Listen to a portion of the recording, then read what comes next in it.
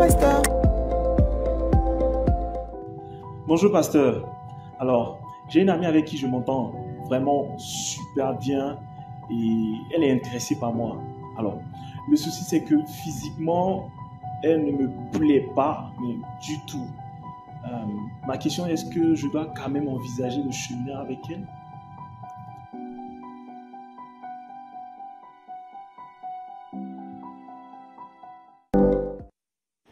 Alléluia. Amen. Amen. Ok, gloire à Dieu. Amen. Amen, amen. Amen. Alors, donc on a notre frère, merci pour ta question, qui a une très bonne amie avec qui ils sont amis. Je crois que dans la question plus précise, même, la sœur serait vraiment intéressée à ce qu'il aille au-delà de cette relation amicale, mais il se trouve que physiquement, ce n'est pas son genre, il ne veut pas, il ne sent pas. Est-ce que il ne doit pas aller au mariage ou il doit vraiment envisager d'y penser, d'y réfléchir? Amen.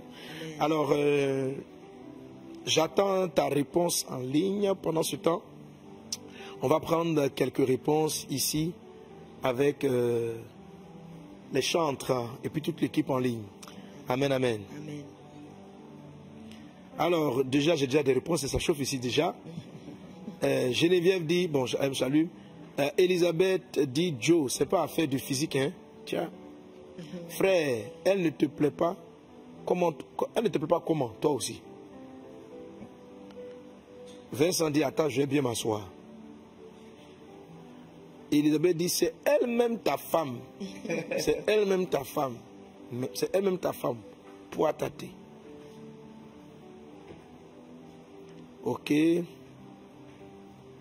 Il y a quelqu'un qui te demande, est-ce que la sœur a un handicap? Frère, belle question, mais s'il te plaît, ne la repousse pas. Sois plutôt soft et demande toujours le discernement de Dieu.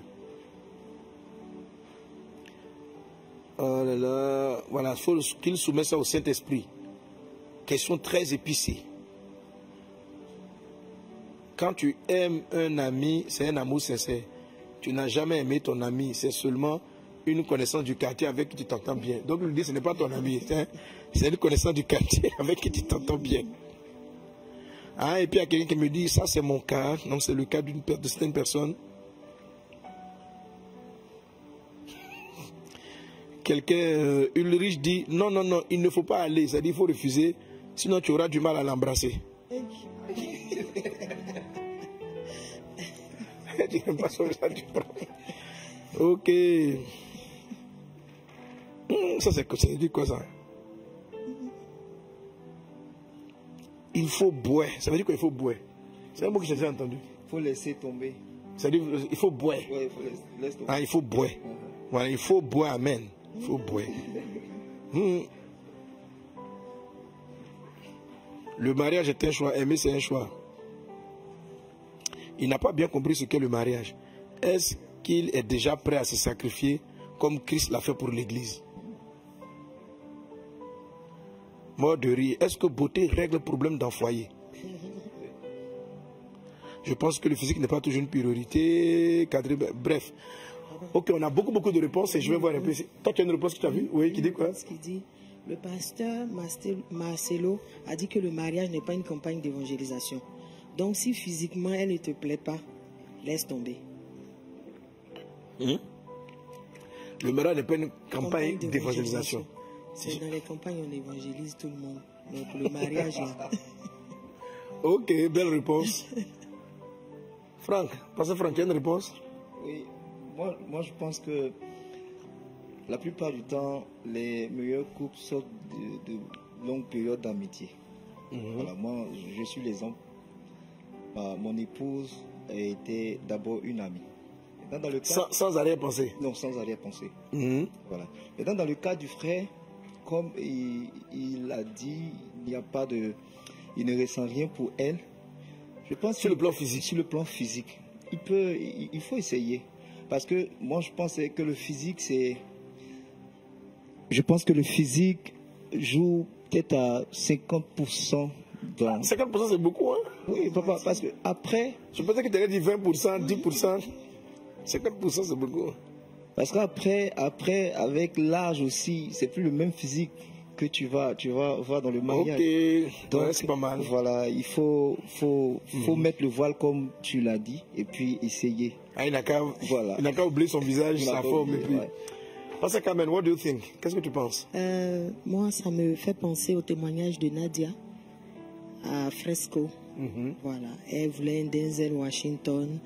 Ils étaient pourtant amis. Ils n'avaient rien du Denzel Washington. Elle est allée dans la présence de Dieu. Elle a utilisé le prophétique. Elle est rentrée dans le prophétique et le Seigneur a éclairé toutes choses. Aujourd'hui, elle est heureuse. Ils sont des amis. Elle aime tout sur lui. Et ça me rappelle également le témoignage d'une sœur qu'on avait. La sœur, quand elle a rencontré le frère lui plaisait. Mais sauf qu'il n'était pas grand de taille. Donc elle vient voir le pasteur, elle lui explique, pasteur, je trouve qu'il ne s'habille pas bien. Le pasteur dit, ça c'est gérable, tu peux régler ça. Quand elle explique telle situation, il dit, c'est gérable. Elle dit, mais et la taille là? Est-ce que la taille là peut changer? Il dit, ma fille, ça là c'est secondaire. Aujourd'hui, pasteur, ils sont mariés, ils sont heureux, ils sont les meilleurs amis du monde. Et vraiment, je pense que le frère qui a posé la question, il faut qu'il prenne un peu de recul pour chercher le Seigneur encore. Parce que peut-être pour lui, le plus important, c'est le physique. Voilà, il faut qu'il sache mettre les choses à leur place. Qu'est-ce qui compte le plus pour lui? Et je pense que si elle aime le Seigneur, si à l'intérieur, son intérieur est bon, voilà, si elle est belle à l'intérieur, je pense que l'intérieur peut couvrir l'extérieur. Couvrir l'extérieur. Amen, amen, amen. Amen. Gloire à Dieu. Amen. Alors vraiment, sois béni vraiment pour ta question. La suite de ma réponse vraiment viendra dans l'enseignement parce que les sujets que je vais aborder vont aller plus ou moins dans ce sens-là et seront une réponse pour toi. Okay? Alors, la Bible dit que la beauté est vaine, la grâce est trompeuse. Mais la femme qui craint l'Éternel est celle qui sera louée. Alors, pour ce qui est des critères de beauté, c'est-à-dire est-ce que la personne est mon genre, la personne n'est pas mon genre, en fait, il faut savoir profondément que les critères de beauté sont des critères très souvent culturels liés à notre éducation. Ce ne sont pas... Je n'ai pas dit que ça n'aide pas, mais il faut savoir les relativiser. Okay? Les hommes très souvent associent ce qu'ils recherchent émotionnellement à un genre physique. Très souvent, des personnes ont associé, par exemple, le manque d'affection au noir et le côté affectif au blanc. Les personnes, le monde, pendant un moment donné, tout ce qui était Miss, c'était un format de beauté précise, avec taille fine, avec un format particulier. Et puis, les films, on voyait donc les femmes occidentales avec les longs cheveux, avec tout ça. Donc, toutes ces choses-là, à force de les voir, ça a stéréotypé ce que les gens estiment une personne belle, une personne appréciable. Lorsqu'on a eu le témoignage de Mme Wabio, donc de Nadia, qui a fait son témoignage la dernière fois, d'où venait son choix physique. Son choix physique était un choix corrompu lorsqu'elle dit elle aurait souhaité avoir un Denzel Washington. Dans la vérité, c'est pas ce qu'elle cherchait. Mais le monde, inconsciemment, l'a travaillé pour qu'elle aspire à ce genre-là. Parce que dans le monde, c'est devenu le critère de beauté standard. Des hommes grands, des hommes pas très forts, et des hommes. Donc c'est devenu un critère de beauté standard. Il y a des peuples dans le monde où les femmes les plus belles sont celles qui ont les lèvres les plus ouvertes, où on a mis des capsules à l'intérieur, ou des oreilles. Quand tes oreilles sont bien larges, le monsieur me dit, il veut mourir. Oh là là, mais elle est trop belle. Tu as vu ça? Voilà. Parce que ce qu'on appelle la beauté est une chose qui est culturelle. À cause de ce complexe-là maintenant qui est né du côté culturel, certains n'apprécient pas leur peau, leur teint noir, et ils vont aller s'éclaircir parce que dans le monde moderne, les premiers critères de beauté étaient des critères liés à la peau blanche. Alors, donc ça va motiver les femmes, et beaucoup de femmes, à tenter de s'éclaircir la peau. Et effectivement, on va se rendre compte que les hommes aussi étant marqués dans leur conscience par ce critère, vont préférer des filles claires. Quand des gens sont dans des endroits, l'homme retourne le visage pour voir quelle est la fille claire. Mais d'où cela ça vient? Ça vient d'un travail qui a été fait dans le subconscient. Rapidement, j'ai donné souvent ce témoignage-là d'une expérience qui avait été faite dans les années 80 aux États-Unis, où on avait pris des enfants, des petits-enfants noirs. En fait, c'était pour voir un peu les conséquences ou l'effet des ségrégations raciales, des problèmes raciaux sur les enfants.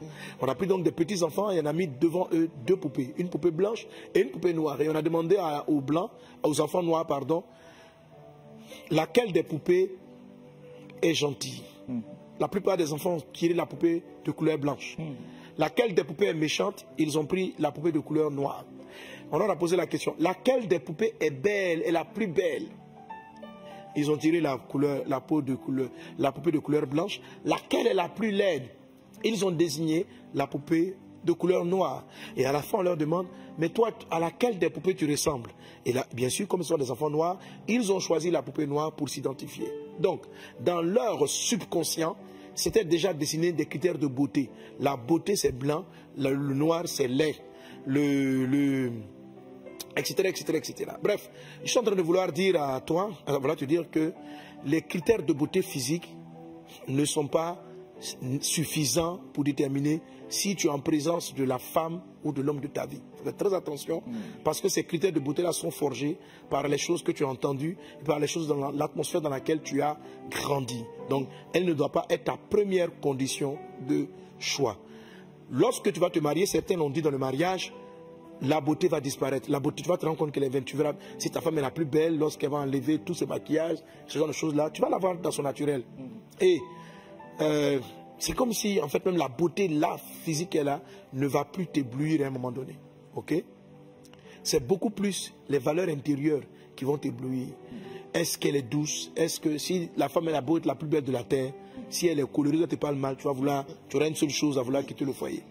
Le mec, il a beau être Denzel Washington, mais s'il est violent, s'il est adultère, s'il est bizarre, tu vas vouloir quitter le foyer. Donc, on ne reste pas dans un foyer à cause d'un physique, on reste dans un foyer à cause des états intérieurs. Amen. Amen. Alors, donc lorsque tu pries, il est important de savoir si Dieu te montre, te conditionne que cette dame-là est la tienne, que tu sens vraiment l'approche émotionnelle, sentimentale, qu'on appelle donc os des os, qu'on traitera tout à l'heure dans l'enseignement. Adam dit, elle est os de mes os, ça dit, ses valeurs intérieures correspondent avant de dire chair de ma chair, ok? Quand tu regardes donc le volet chair de la chair, c'est à partir de...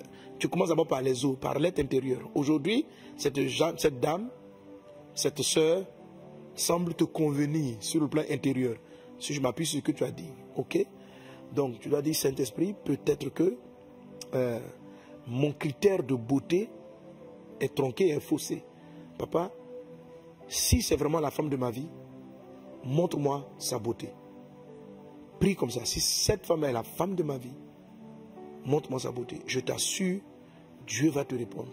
Malgré le fait qu'elle n'est pas la forme physique que tu aspires, tu vas subitement découvrir son vrai visage spirituel et une beauté de laquelle tu vas vraiment, vraiment aimer. Amen. Amen. Voilà. Et il est important de résoudre ce problème-là dans ton cœur, dans ton esprit, avant de t'avancer dans le mariage. Ok, à moins que Dieu te dise, vas-y. Il est important de t'avancer, de résoudre ça d'abord dans ton esprit. Ok. Là, tu ne seras jamais complexé de marcher avec elle. Voilà. Amen. Amen. Que Dieu te bénisse abondamment. Amen. Donc voilà. Critères intérieurs, premier type de critères. Éprouver mes critères extérieurs à la lumière de la parole de Dieu. Je dois les faire passer dans les mailles parce que mes critères de beauté peuvent avoir été corrompus. Peuvent avoir été corrompus par la façon de voir du monde.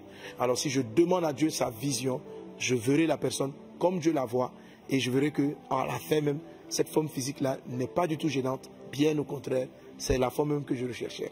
Que Dieu te bénisse abondamment. C'était ma réponse pour ton toc-toc pasteur. Alléluia. Amen. Gloire à Dieu. Amen.